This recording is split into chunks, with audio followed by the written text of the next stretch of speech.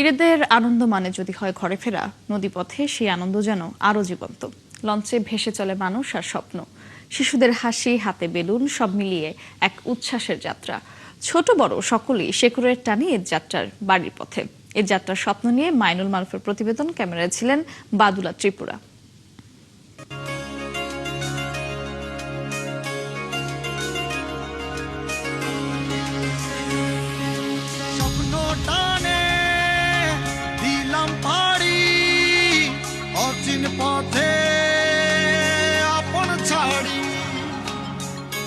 সদরঘাটে নদীর তীরে জমেছে স্বপ্নের মেলা।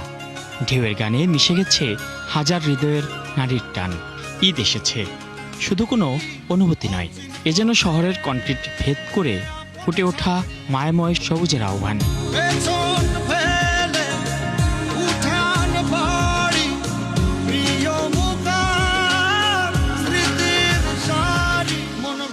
এই লঞ্চ শুধু লোহালক্করের ভেলা নয়, এ যেন মায়ের কোলের দিকে ছুটে চলা এক নদী পাখি।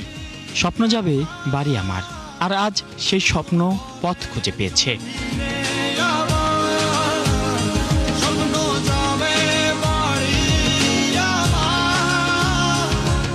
এ যেমন 9 বছরের মাইশার গল্পটা। যাচ্ছে গ্রামের বাড়ি, যেখানে এই নগরীর কঠোরতা নেই, আছে নানা নানি দাদা দাদির আদর। অনেক কিছু করতে ভালো লাগে, খেলা ধুলা, পড়ালেখা। মাইশার মতো জুবায়ের সারাফও বাবা মায়ের হাত ধরে মায়ার টানে বাড়ির পথে রওনা হয়েছে। তারাও খুশি, ঈদের দেখা হবে প্রিয় মানুষদের সাথে, মিলবে আনন্দ করার ফুসরত। আমি দেশে যাচ্ছি, দাদা দাদি নানা নানি আছে তার জন্য। দাদা দাদি নানা নানি সবাই আছে। ছোটদের ঈদের গল্প যখন এমন, তখন বড়দেরও ঈদ কেমন? তারাও বললেন, ঈদ দিয়েছে জীবিকার লড়াইয়ের মাঝে একটু ফুসরত। গ্রামে আব্বু মো আছে, তারপর দাদা দাদি আছে, তাদের সাথে ঈদ কাটাতে জন্য যাইতেছি। জীবিকার তাগিদে কাজের প্রয়োজনে আমরা দূরে থাকি। বছর একটা দিন মনে সবাই বাবা মার সাথে একসাথে ঈদ করবো। এই তো সময়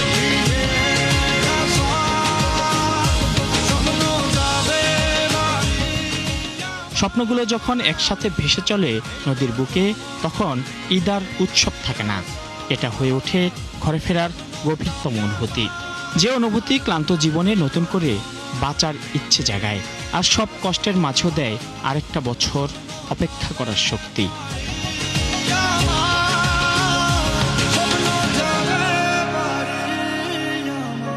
মাইনুল মারুফ, ৭১, ঢাকা।